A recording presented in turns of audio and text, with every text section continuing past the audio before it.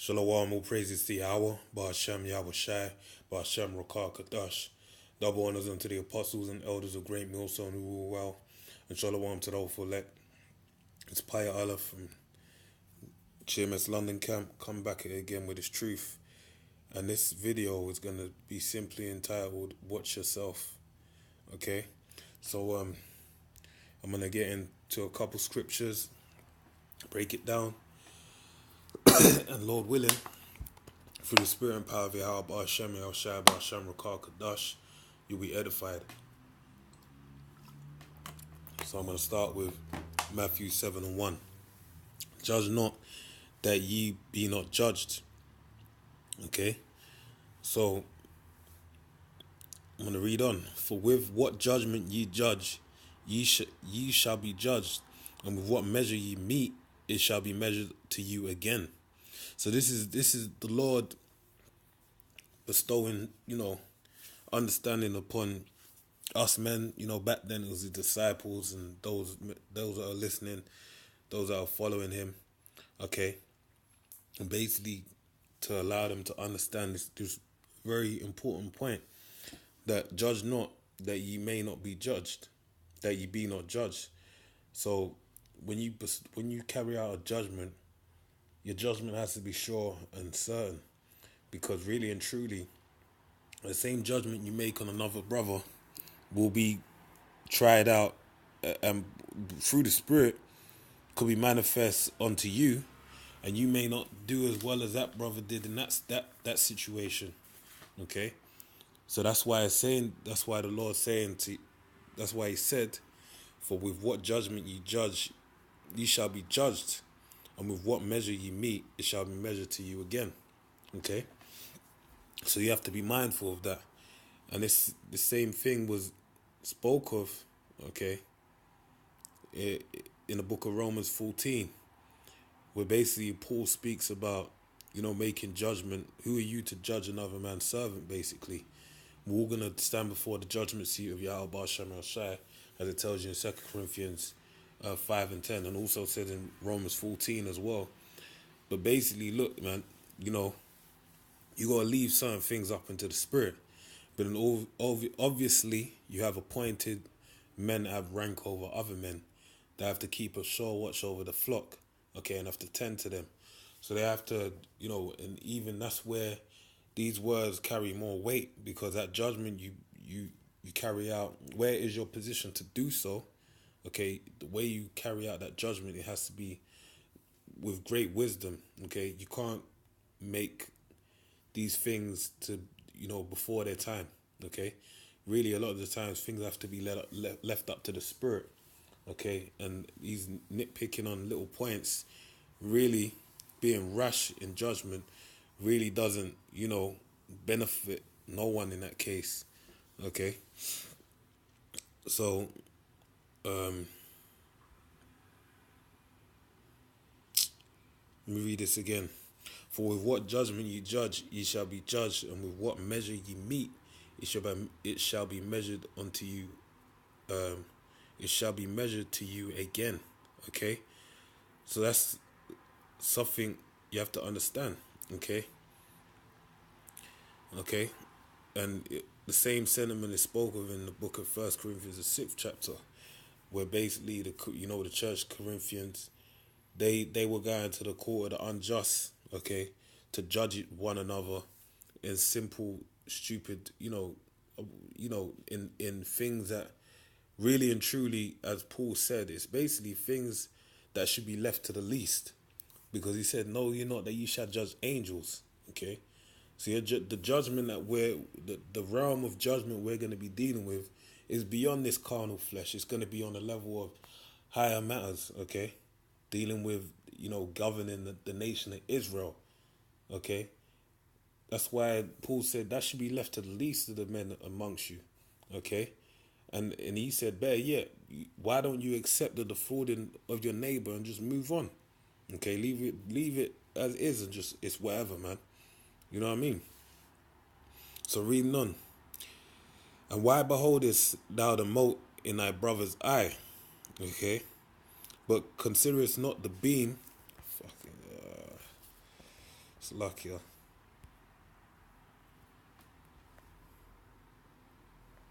And behold, it's not the beam in thine that is in thine own eye. Okay. Or how wilt thou say to thy brother, let me pull out the mote of thine eye, and behold, a beam is in thine own eye? Thou hypocrite, first cast out the beam out of thine own eye, then shalt thou see clearly to cast out the mote out of thy brother's eye. Okay, so basically, this is when you. This is why the video is called Watch Yourself, basically, because look, a brother could have something that you deem, damn, I could see his brother's going off on that. You know what I mean? Let me deal with this. But that problem that he has, although it is a problem, it's a splinter with his eye, and left to manifest, it could become detrimental, make that brother blind. If you had a splinter in your eye, at some point, that mote, that's gonna be detrimental to that brother's sight. But guess what? If you have a beam in your sight, that's bloody blinding your vision, and it's obviously blinding your vision because you can't see your own damn self. You got some issues, but you're worrying about your brother's issues, man. We need to worry about your own. Okay. So it's saying that look, you deal with you look at, basically take a look in the mirror, get that beam out of your eye, and then you be clearly able to get the mote out of their brother's eye. And nowhere does this reign more true, dealing with, men of high regard within this truth that have been given, an order of great rank. Okay, so I want to move on to this example. Okay, this is John 21 and 18. Verily, verily, I say unto thee, when thou wast young, thou girdest thyself and walkest whither thou wouldest. But when thou shalt be old, thou shalt stretch forth thy hands, and another shall gird thee and carry thee whither thou wouldest not. This spake he, signifying by what death he should glorify Yahweh. And when he had spoken this, he saith unto him, follow me. Okay. Then Peter turning about seeth the disciple whom Yahweh loved, then John, the Revelator, following, which also leaned on his breast at supper, and said, Lord, which is he that betrayeth thee? Peter, seeing him, saith to Yahushua, Lord, and what shall this man do? So Peter was, wanted to know, like, what's John gonna do? What's he gonna do? Okay, and this is what was said unto Peter.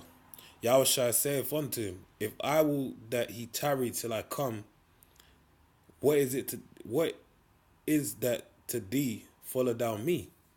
He said, look, Yahushua said to him, look, if I'm gonna have him tarry until if I was to have him be alive until I come back in the regeneration, come back, basically, when he comes back to take out this world, what is that got to do with you?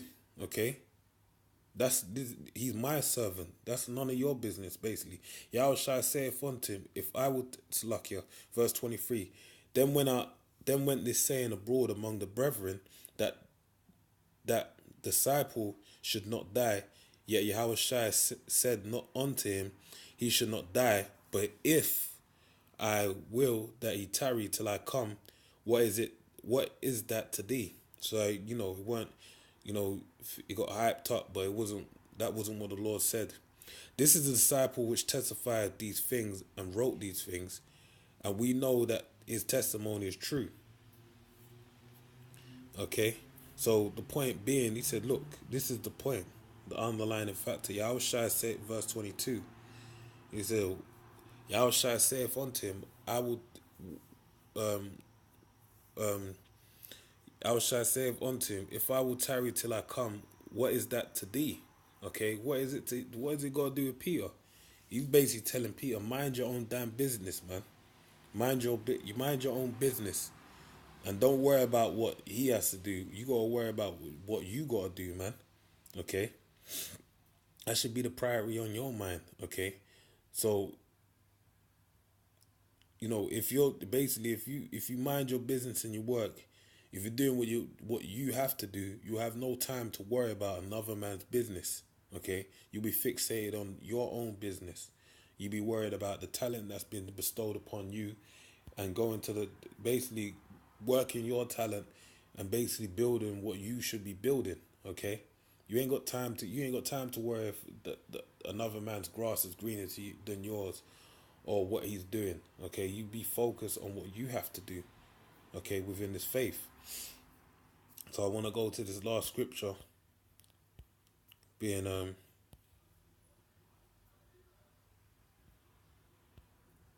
Philippians 2:12, which reads, "Wherefore, my beloved, as ye have always obeyed, not as in my presence only, but now much more in mine absence, work out your own salvation with fear and trembling." So look, this is Paul giving, words of enlightenment to the Philippians. He's telling them, look, wherefore my beloved, as ye have always obeyed, not as in my presence only, but now much more in my absence, work out your own salvation with fear and trembling. He said, work out your own salvation with fear and trembling.